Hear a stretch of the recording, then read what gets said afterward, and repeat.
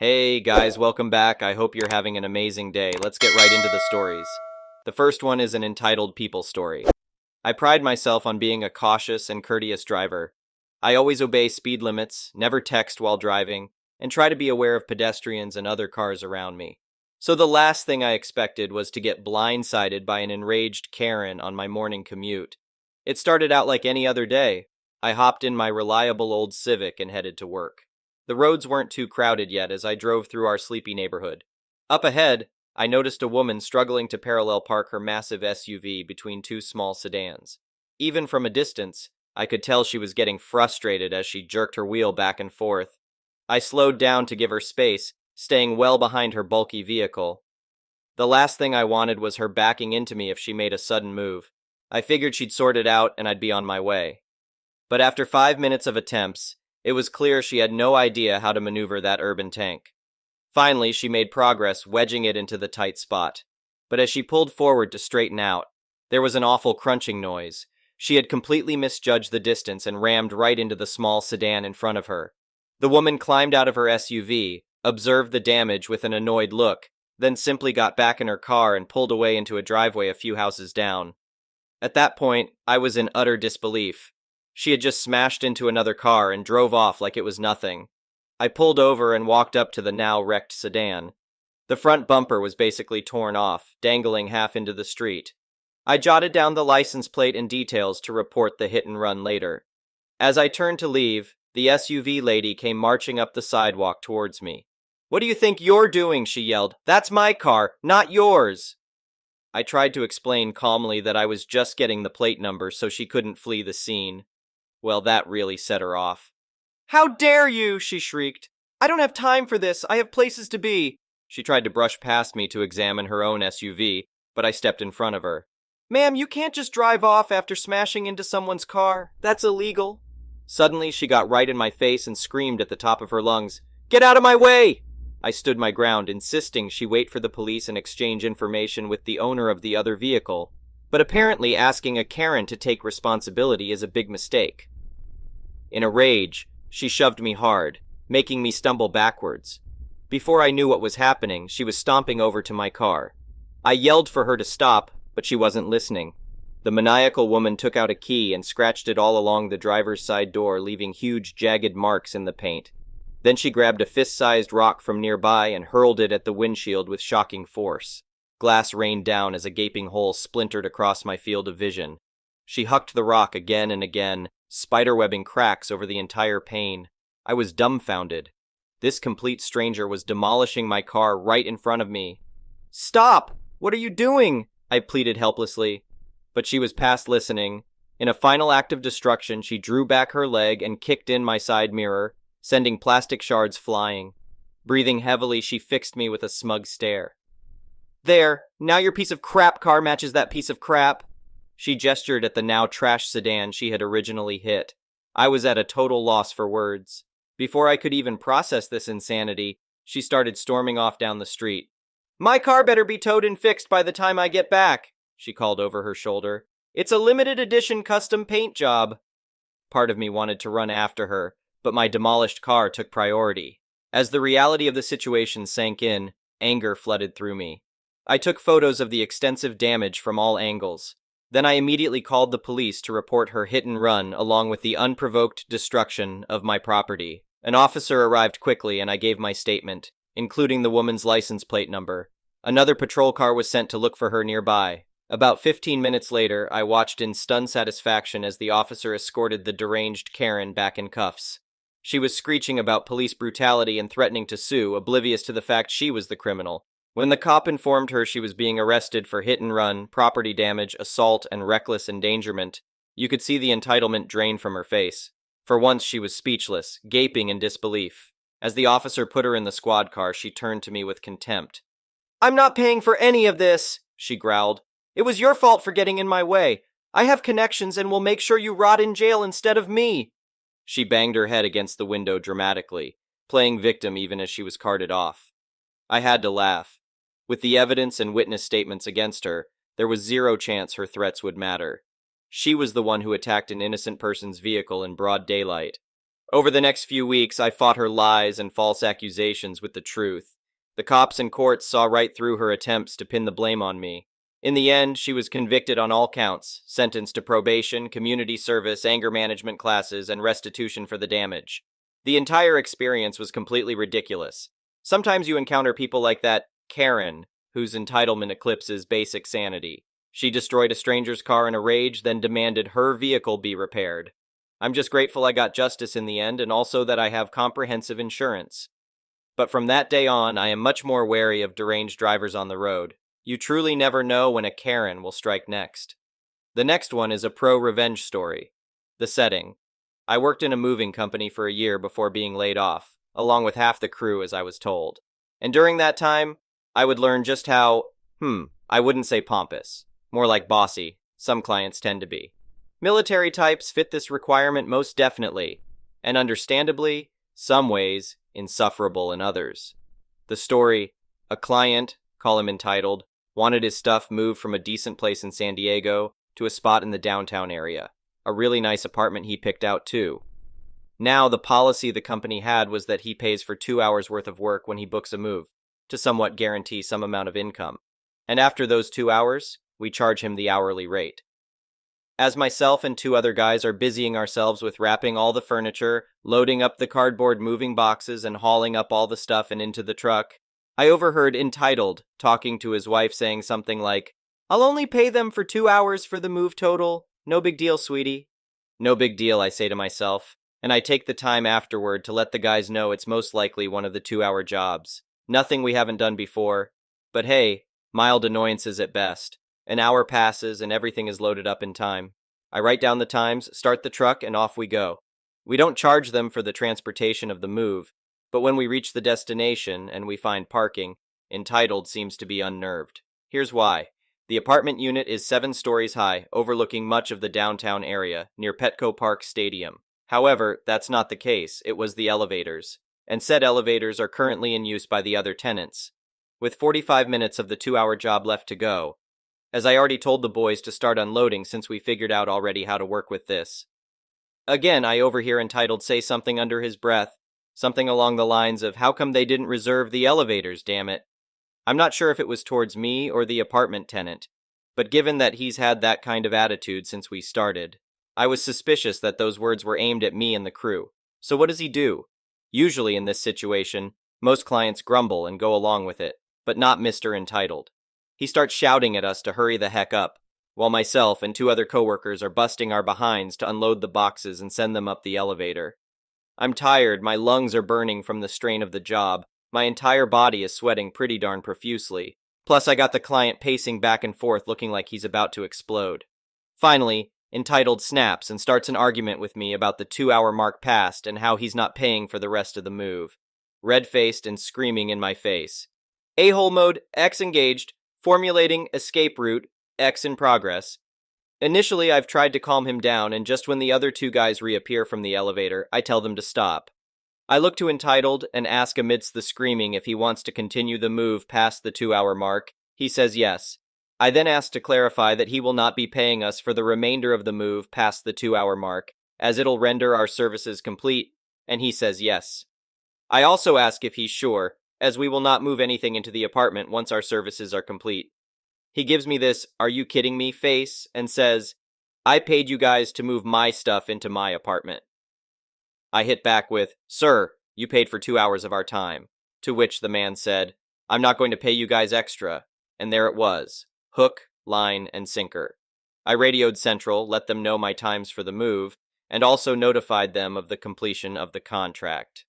Once that was done, I gathered up the paperwork, had him fill it out, who then stormed off back up the elevator, most likely satisfied with his skill in negotiations.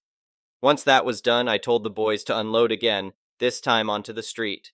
But Scribe, why would you throw out this man's furniture onto the street? That's a pretty mean thing to do.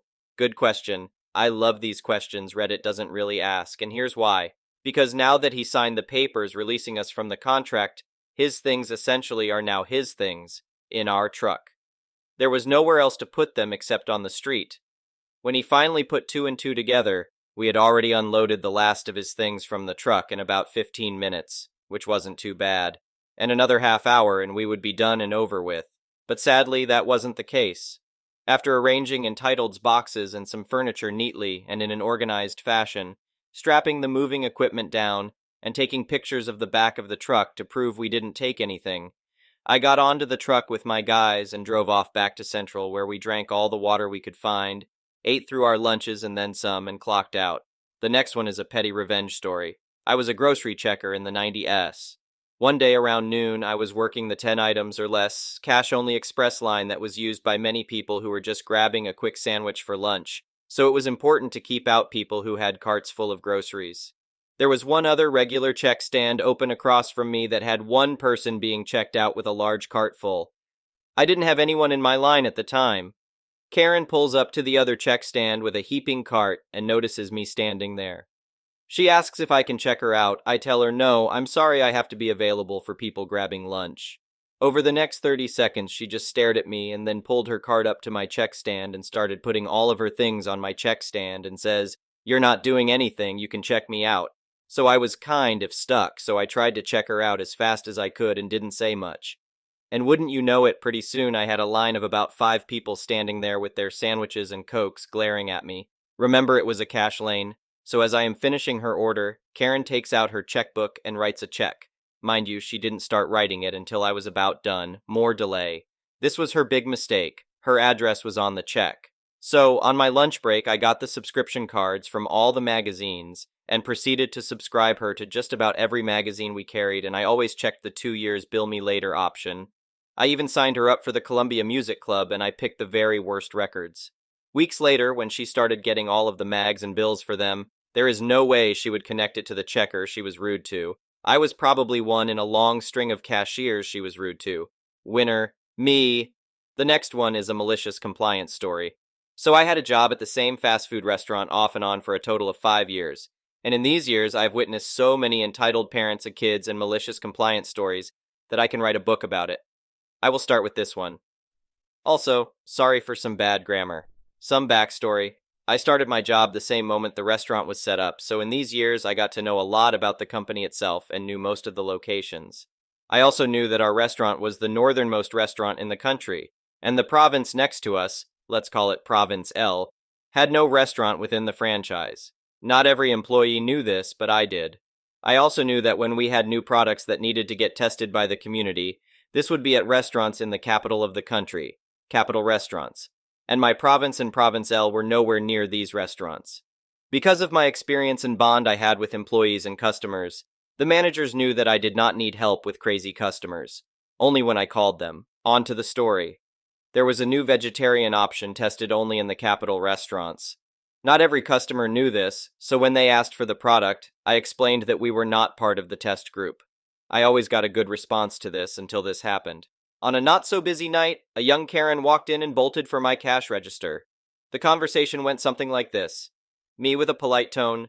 "Welcome to name restaurant. How can I help you?" Karen. "I want your vegetarian option now."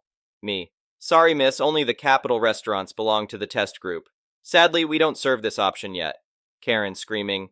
"You are lying! I had it yesterday at Province L, and they told me it was served everywhere, so I want it. And since the customer is always right, you need to serve me what I ask for. And that's where I placed my trap card." We cashiers get yelled at a lot, but since I knew that she was lying, or mistaking us for another restaurant, and yelling, I decided to play along. Me. "Oh, I'm so sorry. I was confused with another product. I haven't had the sandwich yet. Is it any good?" Karen. "I really liked it, and I'm happy that you finally have a vegan option for the sandwiches. We already had that." Me. "I see there is only one problem. You see, I know for a fact that Province L doesn't serve any of these sandwiches. Even better, none of our restaurants are in Province L." Karen's face became red, but not from shame. Oh no, from anger. Karen screaming, "Don't have that tone with me. I want to speak to your manager." So I called my manager. Trap card activated. You see, I knew that my manager was in the kitchen, out of sight from customers, and I knew that when Karen started screaming for the first time, my manager would listen in. Manager with a large grin. "What seems to be the problem?" Karen. "Your employee has an attitude. I want a discount." Me. Karen wanted to order the vegan option that she ordered at our restaurant in Province L. Manager grabbed his phone and showed Karen the list with all the restaurants in all the provinces, and what a surprise, Province L was not on there. Manager: You see, it might be the case that you mistaken us for another franchise. In that case, I would not do anything. But since you started to yell at my employee, I would ask you to get the hell out of my restaurant, or do you want me to call security? Karen's face was priceless. With both anger and convulsion, she stormed off. But not before I told her to have a nice day. The next one is an entitled people story. I call my stepdaughter's entitled boyfriend Wreck-It Ralph. No relation to the trademark cartoon, just coincidental naming. He has a tendency to break/ruin/tear up everything he touches. My stepdaughter, who is actually a sweet and endearing young woman whom I love dearly, has, like many young women with self-esteem issues, allowed herself to be led astray by WIR. In the year they've been together, she's lost everything, but at 23, she is old enough to learn her lessons without us parents coming to her rescue until she gets rid of WR and back on track. When they first got together, they lived with her dad and myself for a few months. It very quickly became apparent YR had a chip on his shoulder when it came to me. He would carry tales to my husband, causing us to argue, despite my husband telling WIR many times that was my house, and everything in it was mine. YR would keep asking my husband, not me, if he could have this or that, and that's if he asked. He kept getting more and more animals, despite our telling him no more. Neither were taking care of the ones they had. They weren't buying dog or cat food or cat litter, my husband and I were. They weren't picking up the messes, and they weren't training them, allowing them to tear up our belongings. Mary Jane is legal in our state, and there is a dispensary in our town, and the only work these two would do is door delivery. Her job with a daily payout. Just to get enough money for WIR to make a purchase at the dispensary every day, along with eating at fast food restaurant. YR's chip on his shoulder when it came to me was such that they brought my husband a soda one night, walking in the back door right past me, calling out loudly, "We got you your favorite soft drink," to my husband in the living room with zero inclusion to me. Another example is my stepdaughter asking if she could use my debit card to go get the four of us drinks at a local convenience store. One hot day, my husband and I were unloading stuff from the truck and trailer in the backyard, which was no problem. However, when checking my account, they spent $20 on food for WIR without asking. The end came when I told them they had to replace the bedroom door their dog chewed the bottom out of, and refused to allow the pit bull mix they wanted to rescue, even though it had a bite history, to enter my home. They moved to my stepdaughter's mother's home at that point. During their time there, my stepdaughter kept getting tickets in her car, which is only registered to my husband. They weren't paying their insurance, which I had bought my stepdaughter her own policy and paid the startup out of my money when they lived with us, and didn't pay the plate renewal. Now her license is suspended, and it cost my husband and I $600 to get the plates, again in his name only, unsuspended. Plus they had damaged the car and it needed repairs, so he took it from them. Before her license was suspended, but after the police took the plates from her car, my husband let her use his truck, which was on my insurance policy. YR drove it, and he has no license and blew the motor in it. It is now sitting and can't be used. I told my husband I would put the car on my insurance for him, but only if he drove it. If he returned it to them, I was canceling the insurance, which I've stood by. Nevertheless, WIR called daily demanding my husband return the car to them once it was legal and fixed. After 3 weeks, my husband finally said, "Look, you dumbass. I don't know what it is that you think you're trying to accomplish here, but you're not demanding anything from me, and you're not getting the car back. I may have originally bought it for her before she got with you, but it is my car in my name, and I'm keeping it in lieu of the truck you ruined. Don't call me again about the car, got it?" We had been hearing of ongoing disputes between my husband's ex and WIR. Things got so bad there that YR told my husband's ex-wife to pack her crap and get the F out of her own home. Another time, he told her to shut the F up and remember who she's talking to. So we all decided it was time to let our daughter hit rock bottom, since she wasn't seeing how WIR had taken her from being a sweet, lovable, well-liked, and responsible girl in a college nursing program to this person with a criminal history and no prospects at the moment. My husband's ex-wife moved in with her boyfriend, turning the power off at the home she had been renting, and told her former landlord, whom she was actually longtime friends with, she wouldn't allow it to affect their friendship if he evicted them for squatting, since neither were on her lease to begin with.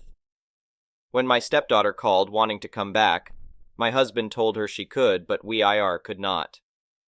Now they're staying at a homeless shelter in the town where WIR's mom lives, and WIR's mom won't let them live with her either. We hate to see her go through this, But this entitled WIR she won't let go of has really brought her down, and she can do so much better. This guy actually told us once he couldn't work at a factory that he interviewed at because it was climate controlled and his heart condition won't allow that. Then argued with me and my husband that climate controlled meant controlled by the climate, so it was hot in summer and cold in winter. We haven't seen him hold a job or do anything useful and productive since they've been together. Just demand from and use the people who love the girl he's become a Klingon to. Thank you for watching. I would really appreciate it if you could like the video and subscribe to our channel if you haven't already. We'll see you again tomorrow.